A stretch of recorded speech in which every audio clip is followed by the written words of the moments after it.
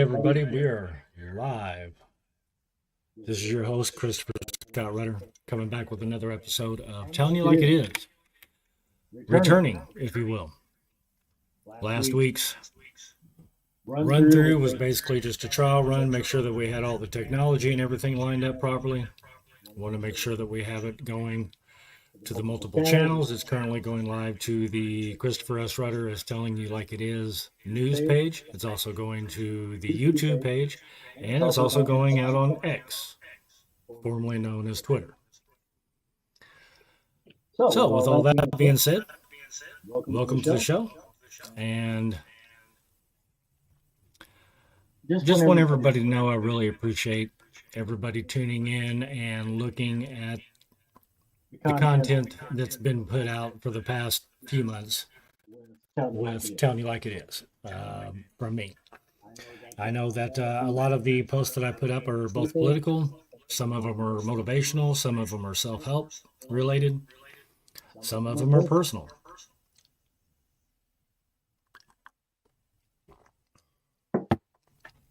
Had a conversation earlier today with my mom, and I said, I can't just help it. I'm an open book, and I tell everything the way it is. Some people like it, some people don't. And that's fine. Everybody doesn't have to like it. But at the same time, what I'm about to do is start telling you the truth. And I'm about ready to tell you something that one week I might tell somebody who's a real Trump supporter, I might tell you something that might really piss you off and tell you what a buffoon he is for what he's done lately. Or if you're a big Biden fan, I may do the same thing.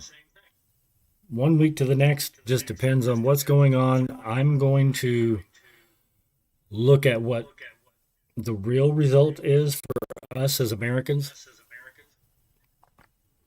and what that really means.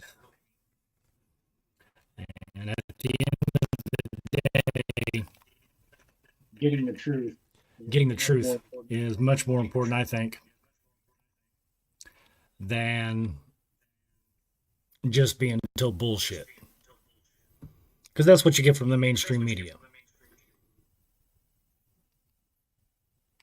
There's a little bit of an echo in the background. Somebody let me know. I can hear it. I don't know if you can.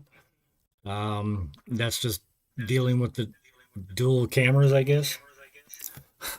But so here we go. We're getting ready to dive in and go through this slideshow here. I hope everybody enjoys it. Put together a lot of different things, a lot of different clips, and a lot of information here. We're going to take a look at what's gone on since the last time we had a live episode.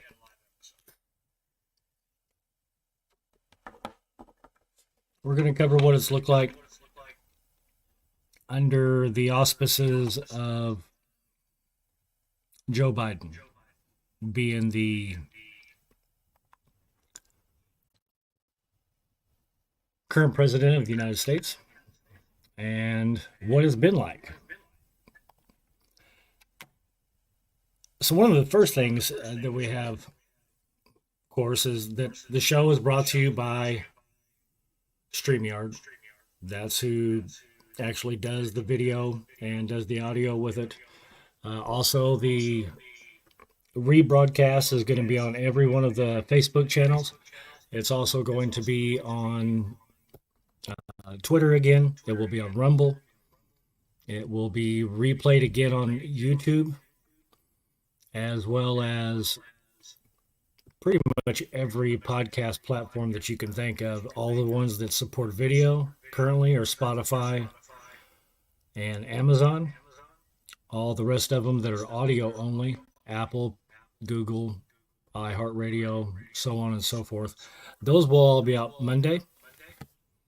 The replays for this live show will be available tomorrow, and from there on out. Now, first thing I want to mention to everybody is that the WordPress website is up and running. You can look at Christopher S Rutter, Telling You Like It Is news.com. And there's a second one where WordPress is blogging everything for me. Any content that goes up on any of the pages, it automatically gets reposted to the WordPress website, which then means it's available everywhere that you can look it up on Google. Since we are branded on Google, you'll be able to see that instantly as soon as it happens.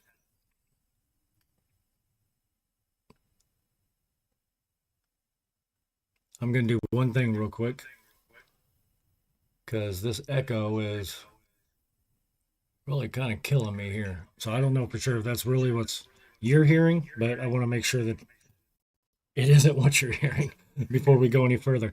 As I go through the slideshow, you're going to see that a lot of things I've put together here, but this week's top story, of course, is the Biden impeachment. The House voted very quickly. It was close, but it happened really quickly. It was announced, and then 2 hours later, the vote was had.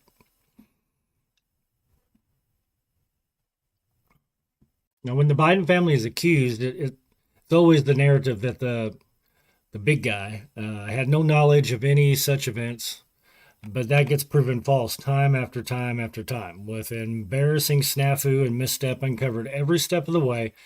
Yet the mainstream media and the military-industrial complex that controls our country's biggest export, which is war, continue to pass right by these facts over and over again without acknowledging any of them.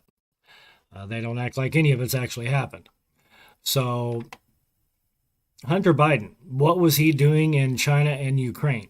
This was a big BBC story that got suppressed fairly quickly within about 48 hours of it coming out. It was found by his passport that he did enter into China. And of course, we all know about his ties to Ukraine, working on the board of the energy company, of which he has zero experience. And he gets paid $1 million a year for. And then with what he was just charged for on Thursday, showing that he filed falsely tax returns and was brought up on 3 felony charges in the state of California, let alone the federal charges that are coming his way and that are already there, while he's out on bond being a convicted felon for tax evasion in 2017, being a felon in possession of drugs and in possession of a handgun that was not registered in his name. Now, if that were to happen to you or I, do you think that you would have the opportunity to then be on a show or to be able to see your family and friends or to go out cruising with hookers? I know I sure as hell wouldn't, and I'm pretty fucking sure you wouldn't either. So the special treatment that continues to go on and on and on and on is just, I don't know what to say other than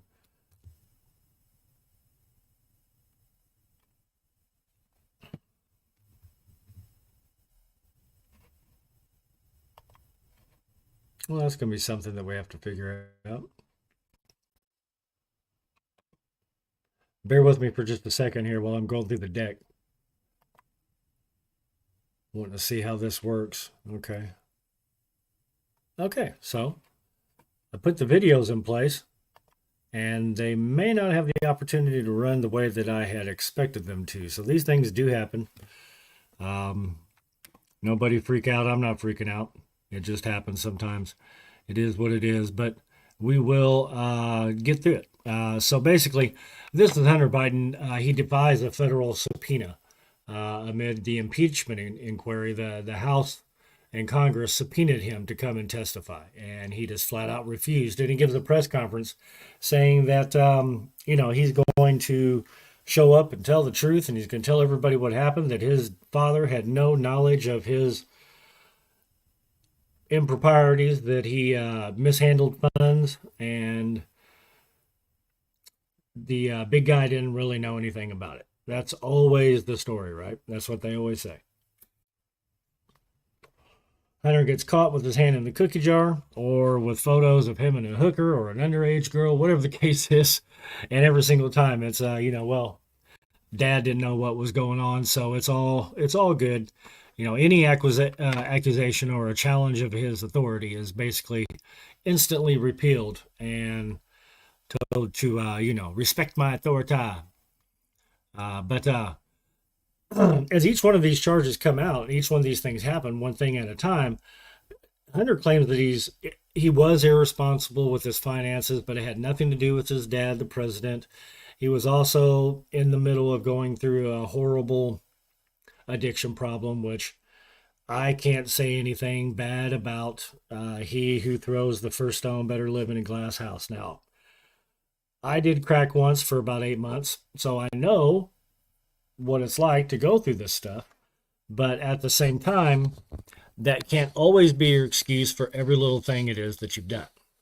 And while he's out on bail, and while he's given this sweetheart deal and this sweetheart plea where he's supposed to have over $1 million in fines and looking at close to 17 years in prison, he's out running around with his lawyer, who's a friend of President Biden's, also, by the way.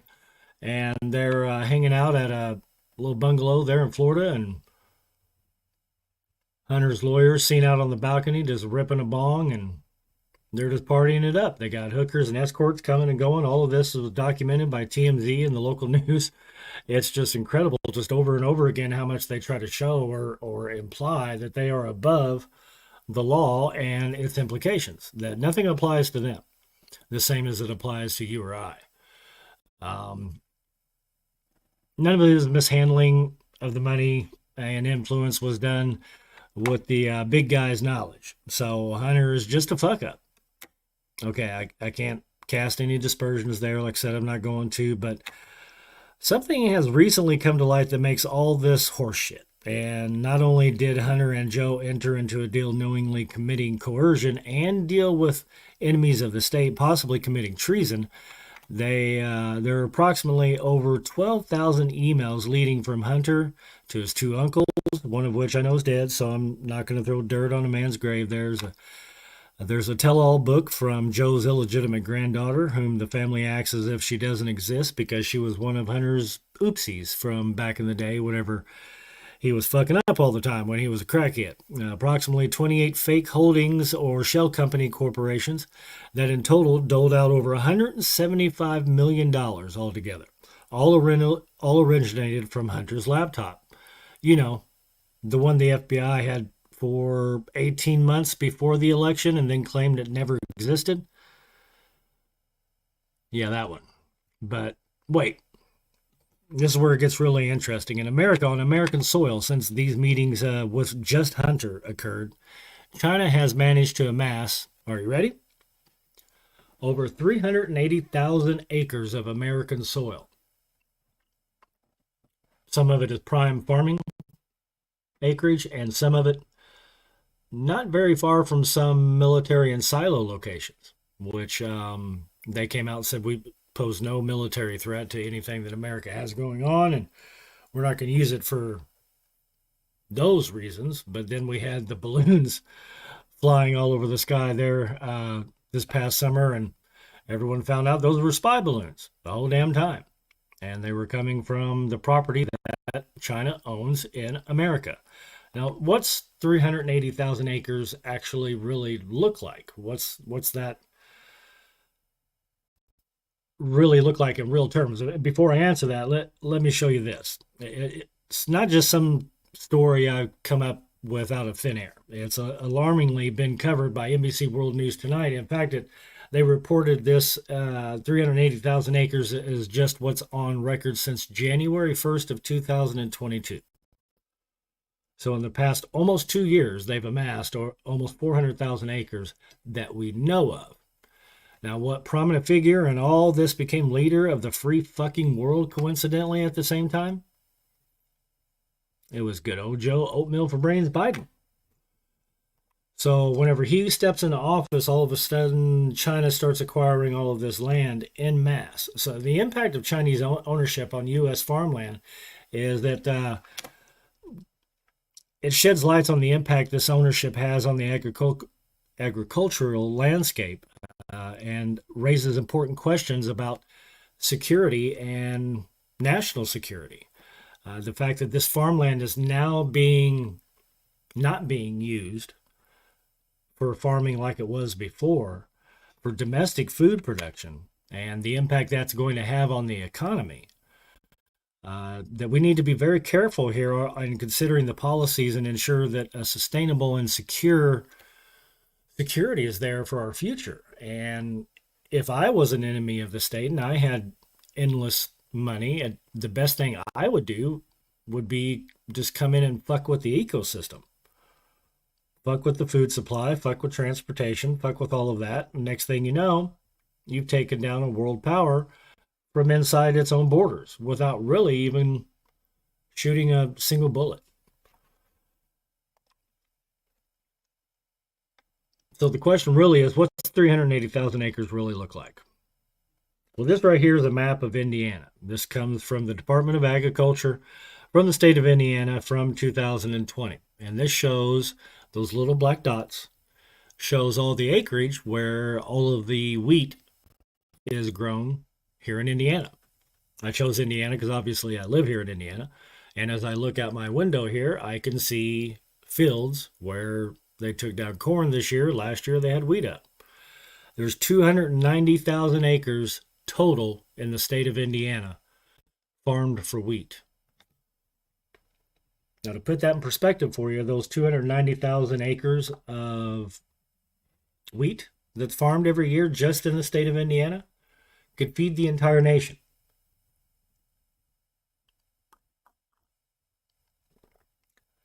And China now owns, that we know of, 380,000 plus acres of prime farmland real estate or prime real estate next to some of our military bases. So you can see the implications here of what it is that I'm talking about on how the impact on our agriculture and food supply could really be impacted by this. But good old Brandon hasn't had any collusion with China, right?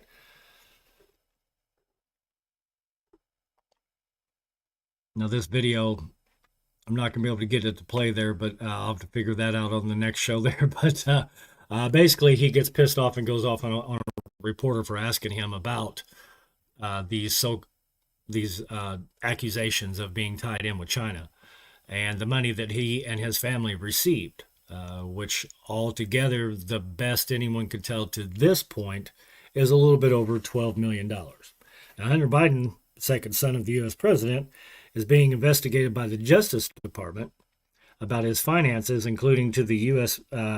Media reports, some of his business dealings in China. During the 2020 election campaign, he and his father were frequently accused by Donald Trump and his associates of warmongering in regards to China and Ukraine, allegations which they both denied, which have since then have come to light that it was true the entire time.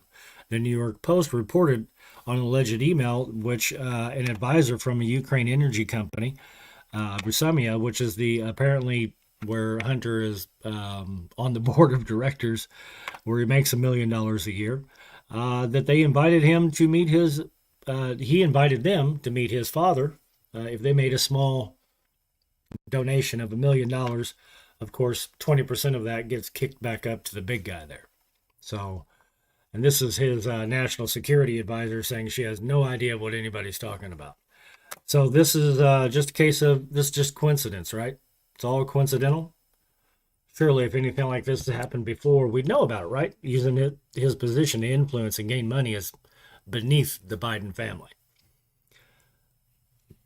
Joseph Robinette Biden Jr., or Joe Biden, the 47th Vice President of the United States, number 46 on the presidential list, from 2009 to 2017, the Biden family amassed a value of over $13 million in just those 8 years. Now, this is somebody who previously, after that, at best made $163,000 a year as a senator. And his 8 years as vice president, he made $265,000, and 4 years as president, he made $400,000. Even if you totaled his almost 50 years in Washington, D.C., and he kept every single penny he made, he would not be worth the money that's on the books just by his real estate holdings. His real estate holdings are valued to be over $13 million currently. The book deal that he made that will come out after his presidency is over, apparently he signed an $8 million bonus for the rights to that book to be published.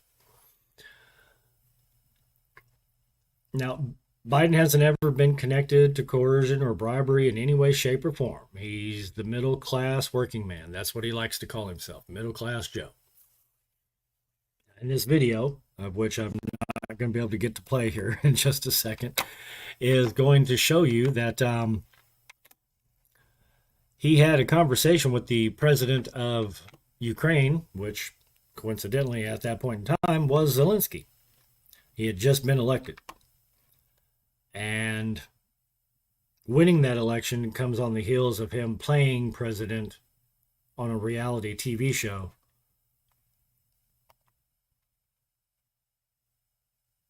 In Ukraine. People don't realize that, and they don't actually look at the fact that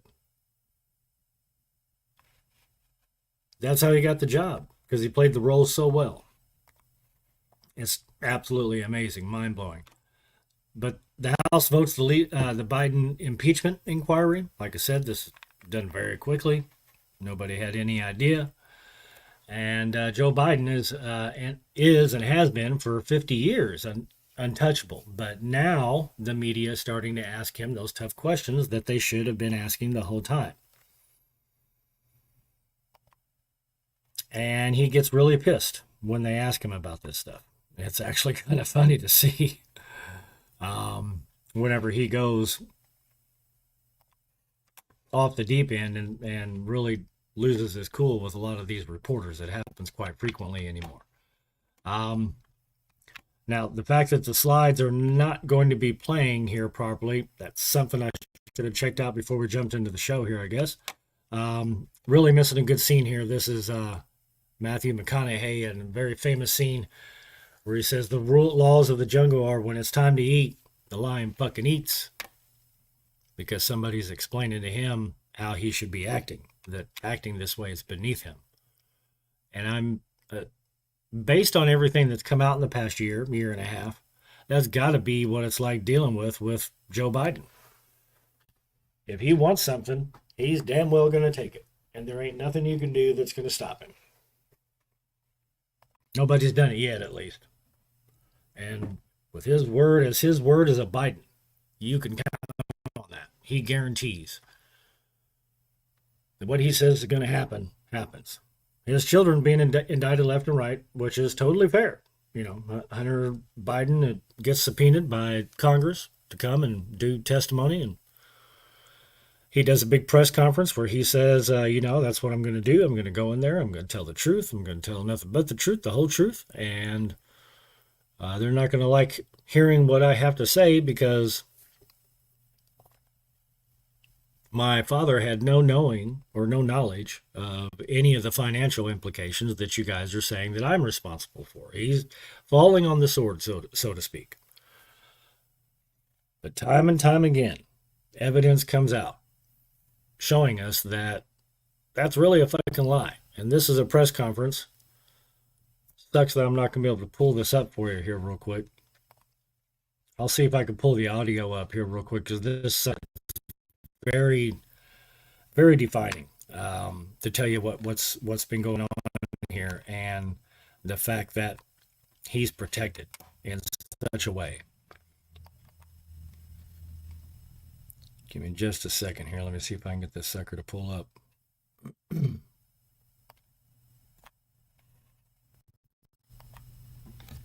Play this clip here.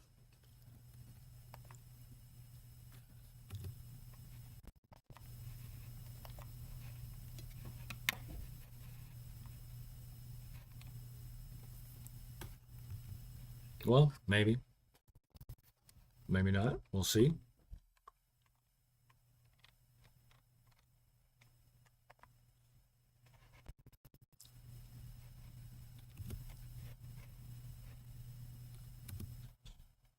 Which button do you want me to hit to make the motherfucker play?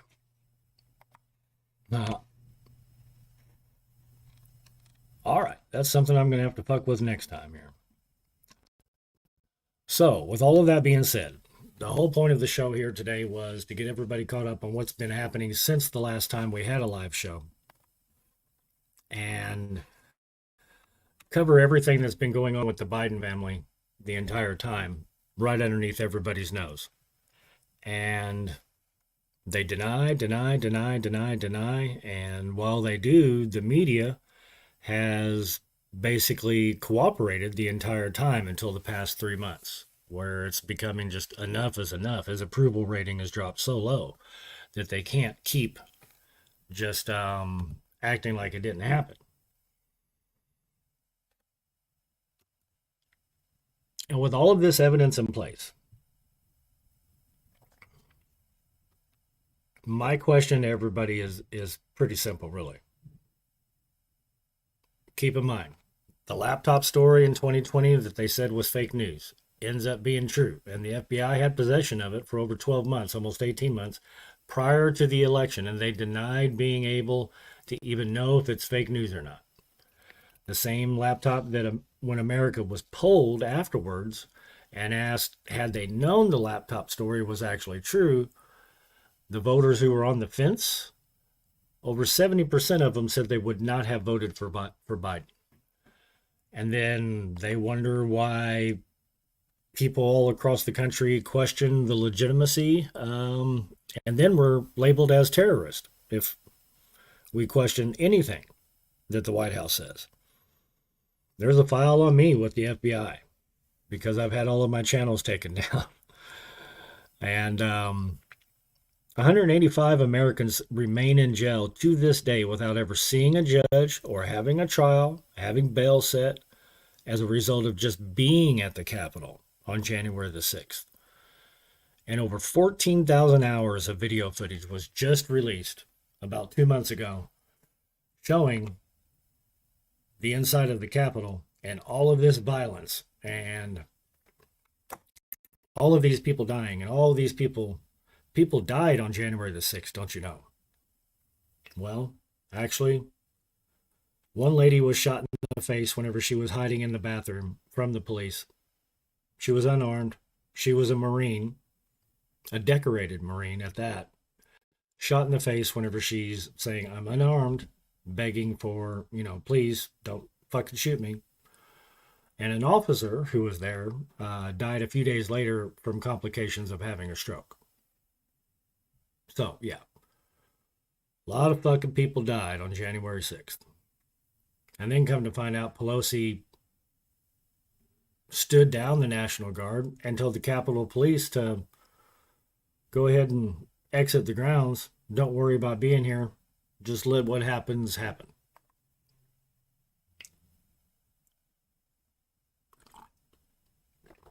Remember the pullout from Afghanistan? What a debacle that was. And Joe Biden, while they're bringing those Marines off the planes and their caskets draped in the American flag,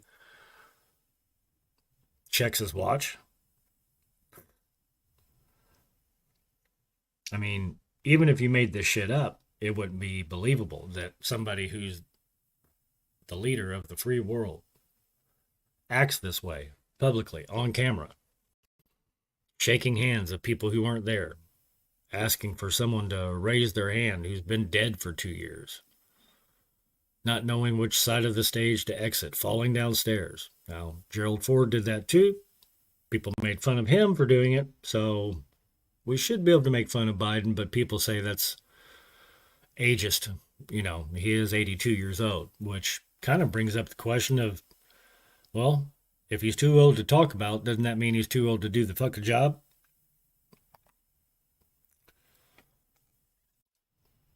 So all this criticism and all these facts and everything brings me to one simple question. With all of this being known, if you hate Trump so much that if Biden was able to run again, you would still vote for him again because of your hatred for Trump, then I can only say you all share the same fucking brain. This is ridiculous and it's embarrassing that as Americans you would decide to go through what we've gone through for the past 2 years and let it continue because you hated what Trump supposedly represented. It's it's just incredibly mind breaking, really, to know that people feel this way about it. That you could honestly say that he did so much that was so bad that you would put this mush for brains in office instead of letting somebody who was achieving good economic policy, good foreign policy, was doing things to expose the deep state, to clean the swamp, just like he promised to do. Now, I'm not a Trump guy, but I didn't vote for Trump. I'm not going to vote for Trump in 2024. My dream ticket is Tulsi Gabbard and Kennedy. But with all that being said, if the option is completely Biden or Trump, if you take Biden,